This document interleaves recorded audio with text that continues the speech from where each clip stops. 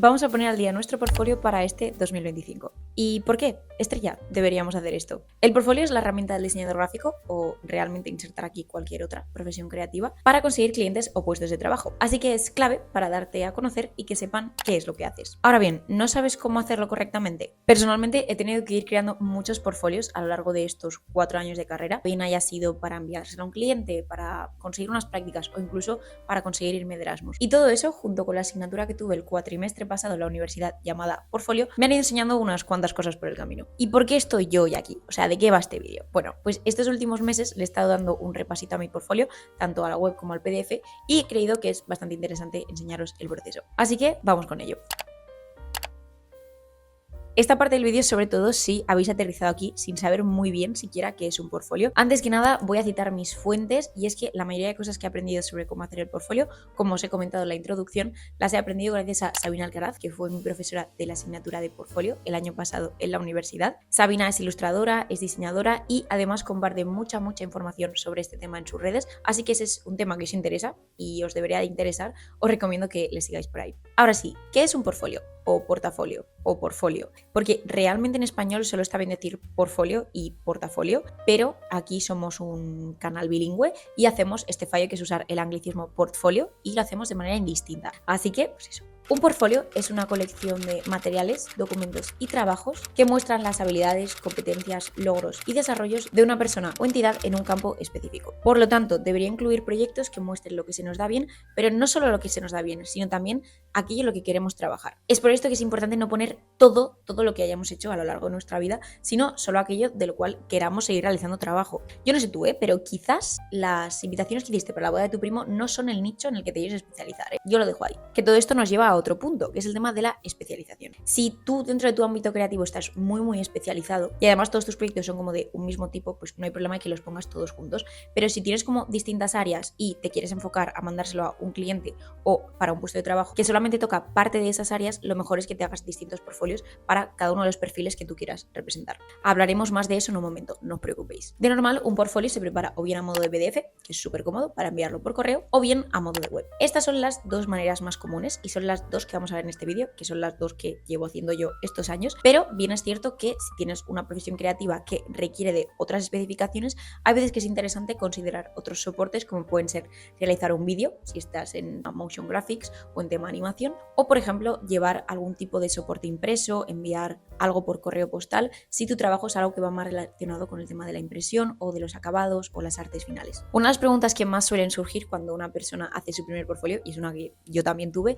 es cómo de largo ha de ser, o sea, cuántos proyectos puedo poner, cuántas páginas por proyecto. Es algo que creo que nos trae muchos comederos de cabeza a todos, pero lo recomendable, o al menos las recomendaciones que yo he oído y las que yo he seguido, es que el portfolio no suela pasar de las 20 páginas y que no enseñe más de 3-5 proyectos de buena calidad. Ahora bien, no hay ninguna longitud establecida, no va a venir la policía del diseño si te pasas de páginas o te pasas de proyectos, porque realmente va a gusto del consumidor. Simplemente es una cifra que de normal suele ser suficiente para enseñar la calidad de tu trabajo y tus habilidades, pero tampoco abrumadora, ¿no? Porque si eres una persona que está revisando portfolios y de repente ves 10 proyectos de golpe, quizás no te quedas con ninguno. Y unas últimas cosas que os quiero comentar antes de pasar ya a la práctica, y es que tenéis que hacer que la persona que vea vuestro portfolio lo haga de la manera más fácil posible. Esto en el ámbito del PDF quiere decir que no pese demasiado. De normal te suelen decir que no pese más de 100 megas, y si por ejemplo te haces tu web, pues lo importante es que tu web cargue rápido y que no tengas imágenes que pesen muchísimo, porque va a hacer que vaya muy lenta y que la gente entre, tarde 3 segundos y en 3 segundos ya hayas perdido la atención de la persona que te lo está mirando. Además, bueno, pues estaría muy guay, ¿no?, intentar que tu PDF esté bien diseñado, porque hola, eres una persona creativa, seguramente diseñadora, así que tiene que estar ahí presente, y que las imágenes sean de calidad. Dicho todo esto, que os he soltado mucha información así de golpe, vamos a pasar a la parte práctica del vídeo, y esto es actualizar nuestro portfolio actual. Yo lo he dividido en 3 partes. La primera es la organización de archivos, la segunda es el diseño del documento PDF y por último tenemos el diseño de la página web. El primer paso, la organización de archivos, es el paso más aburrido, y por eso es el que vamos a hacer antes para quitárnoslo de encima. Aquí yo quiero decir una cosa y es que de nada te sirve hacer un proyecto espectacular si no se lo enseñas a nadie. Así que mi recomendación como chica a la que le encanta organizar las cosas es que tú cuando acabes un proyecto te lo organices, lo pongas todo en sus carpetas y tengas muy presente dónde está todo ese material gráfico, visual, animado para poder presentarlo. De normal solemos guardar solo fotos y imágenes del resultado, pero también es muy interesante tener fotos del proceso o de los primeros bocetos, de los inicios y de la generación de ideas. Y aquí es donde organizamos todos estos nuestros archivos digitales en unas preciosas carpetas. Personalmente yo tengo esta bonita carpeta de aquí con su correspondiente copia de seguridad en el escritorio. Dentro de ella están los proyectos ordenados por categorías y dentro de cada una de estas categorías hay una carpeta por proyecto, bastante en blanco y en botella leche. Bueno, también hay veces que dentro de cada proyecto hay diferentes carpetas pues según las fases, según los soportes o según si has hecho recursos de un tipo o de otro. Y listo, realmente no es complicado. O sea que si no tienes el portfolio organizador es un poco porque no quieres. Y es que además es muy útil tener todo centralizado en una misma carpeta y ir siempre al mismo sitio a buscar tus proyectos y no que estén como en sitios de universidad, cliente 1, cliente 2. No, todo en el mismo sitio. Y hablando de centralización, también es muy guay tener como todo el tema de descripciones, colaboraciones de cada proyecto escrito en un mismo documento y así pues simplemente tienes que copiar y pegar si lo tienes que pasar a otro sitio. Cosas que también pueden ser muy guays para el tema de organización de archivos. Usar plataformas como Notion. Sabéis, si habéis visto algún otro vídeo mío de este canal, que soy muy fan de la plataforma y estas navidades me hice una base de datos de lo que son mis proyectos, pues con diferentes checklists de si está ya en el PDF, si está ya en la web, si tengo que ponerme a maquetarlo, que no lo he hecho. Y hay como 3 o 4 proyectos que debería de ponerme a incluir en el portfolio, pero bueno, eso ya es como problema de la estrella del futuro, ¿no? Bueno, no, o sea, creo que es problema mío ahora porque si quiero mandar ya el portfolio, bueno, da igual. El PDF puede sonar muy básico. Yo lo sé, o sea, yo soy consciente, llevamos toda la vida haciendo PDFs, pero realmente es uno de los que más puertas nos va a abrir, ya que es súper fácil adjuntarlo bien en un correo o presentarlo en una oferta de trabajo. El portfolio PDF que yo tengo actualmente lo diseñé el año pasado en la asignatura de portfolio, que os he comentado antes. Este vídeo no va en sí mismo de cómo hacer tu primer portfolio, aunque creo que sería un tema bastante interesante, así que si a vosotros también os interesa, dejádmelo por comentarios. Pero sí que os quiero enseñar unos cuantos truquitos y cosas que yo he implementado en el mío y que puede ser muy guay y que quizás os pueden servir a vosotros. Os voy a enseñar rápidamente lo que es ahora mismo mi plantilla de InDesign. ¿Y por qué estoy usando InDesign? Bueno, muchas de mis amigas emplean Figma para seguir su portfolio, me parece fantástico, o sea, yo amo Figma con todo mi corazón, es la mejor plataforma, el mejor software de diseño, pero sí que es cierto que cuando exportas un PDF desde Figma, de normal no te reduce nada la calidad de las imágenes y si tú metes una imagen de calidad de 6000 píxeles, no te lo va a reducir. Entonces, mis primeros portfolios pesaban como 200 megas, que era una barbaridad. Así que decidí pues automatizarlo y pasarlo a InDesign. Si os enseño la plantilla, no es como para deciros que tenéis que hacerlo así o así, simplemente es como para que cojáis inspiración de dónde están colocados los elementos o ciertas cosas que os voy a ir comentando.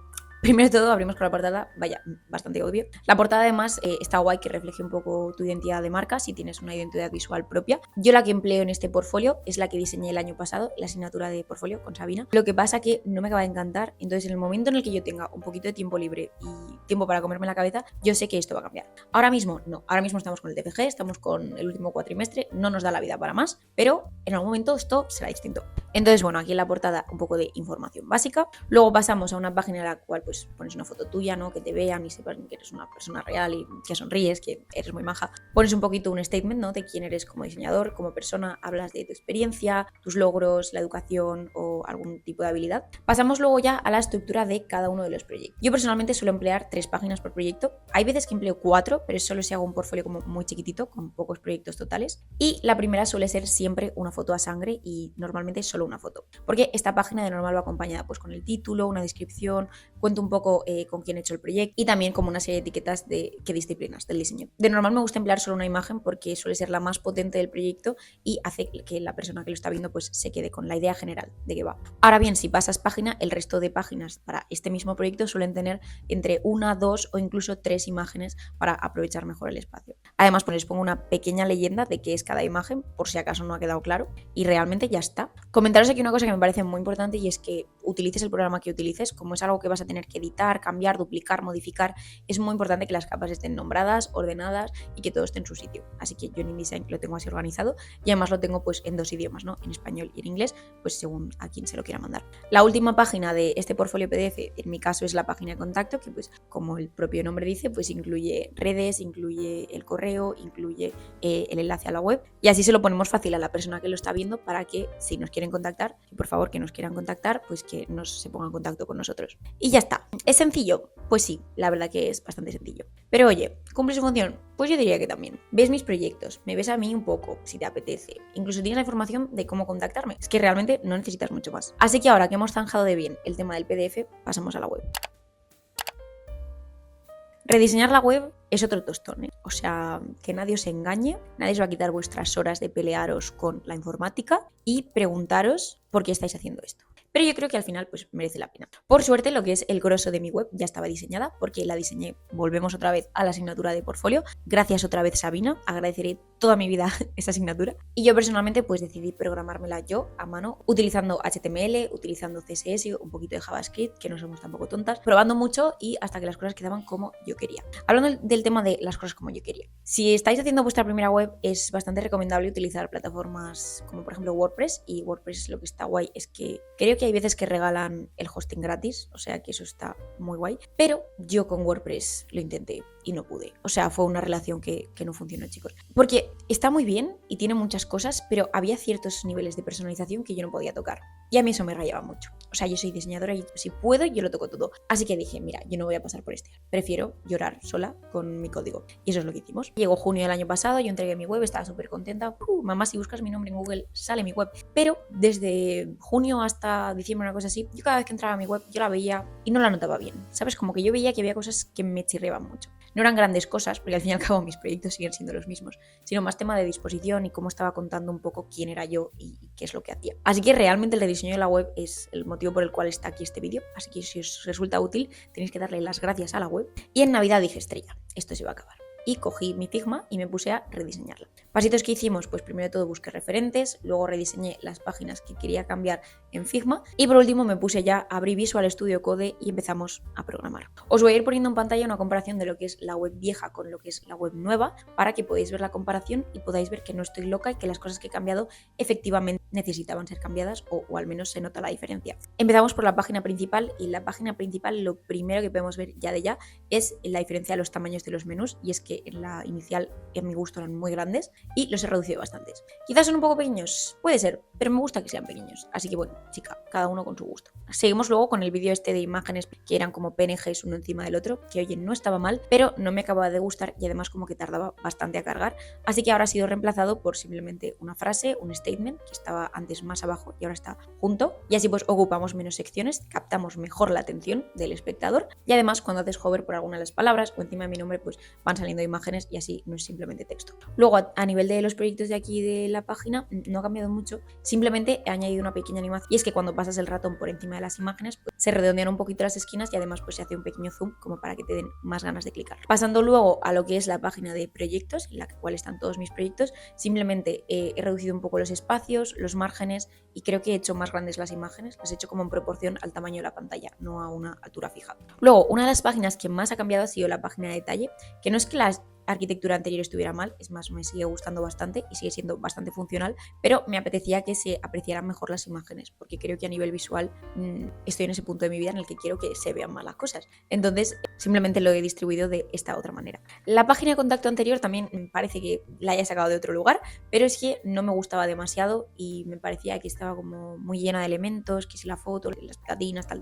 Entonces, ahora es súper sencilla, un color, una tipografía, oye, por favor, mándame un mensaje y ya está. Y unos enlaces que funcionan. Lo importante es que funcione todo el rato. Y luego la página de About Me sí que sigue siendo prácticamente igual, ha cambiado un poco tema de tamaños, ha cambiado un poco tema de espaciados, pero más allá pues no hay mucho. Y por último, hablando de la web, quería hablaros de mi página favorita, que todavía no está diseñada, así que quizás por eso es mi página favorita, no lo sabemos, pero es la de El Escritorio. Es una página que además no está como muy a la vista, que está como muy pequeñita en el menú de abajo o muy pequeñita en la página de About Me. Quería pues una sección dentro de mi web que fuera como un poco espacio seguro, ¿no? Donde poder hablar de cosas un poco más personales o enseñar cosas más personales mías, porque al fin y al cabo pues es mi web. Así que bueno, como persona que se pasa mucho tiempo en el escritorio con sus bolis, rotuladores, sus libretas, sus movidas, sus velas, pues me gustaba mucho que esto estuviera como de alguna manera presente en la web. Y mi idea para representarlo el año pasado fue pues mediante escanear objetos que creía que me representaban y hablar un poquito de ellos. ¿Qué pasa? Que no me acababa de gustar la estética que esto tenía, es que las fotos no estaban muy bien y daba un aspecto así como un poco sucio, en mi opinión. Así que después de darle muchas vueltas a cómo salvar esta sección, pensé en escanear todas mis libretas, que por si no me conocéis son muchas libretas, así que lo descarté pues por temas de tiempo y que a lo mejor ni siquiera quedaba bien. Y mi idea ahora es hacer un poco la misma idea, la del escritorio con los objetos, pero dejar que sea yo la que dibuje los objetos, que creo que va a ser más divertido y va a quedar mucho más bonito. Pero bueno, esta sección todavía no está hecha y estará hecha, espero, una vez se suba este vídeo en, no sé, un mes y medio, según cómo vaya la uni, la verdad, según cómo vaya el TFG, pero es una sección que la verdad que me hace mucha ilusión y que creo que cuando estamos haciendo algo tan importante como es hablar de nuestro trabajo, pero también de nosotros, pues está guay que quede reflejado. Ah, bueno, y no me podía ir yo de la sección de la web sin hablar del responsive, y es que el responsive es algo que no se ve, no sé que esté muy mal hecho, y si está muy mal hecho se nota. Y la mía estaba un poco mal hecha. Sabéis que cuando cogías y veías la web en formato tablet o en según qué móviles, no se veía muy bien. Así que estuve pues mis buenas horitas, mi buen esfuerzo, mi buen tiempo intentando actualizar todo esto y yo creo que ya está, que se va a ver bien prácticamente en todos los dispositivos. Aunque hay muchos tamaños de pantalla, fue un bastante gran comedero de cabeza.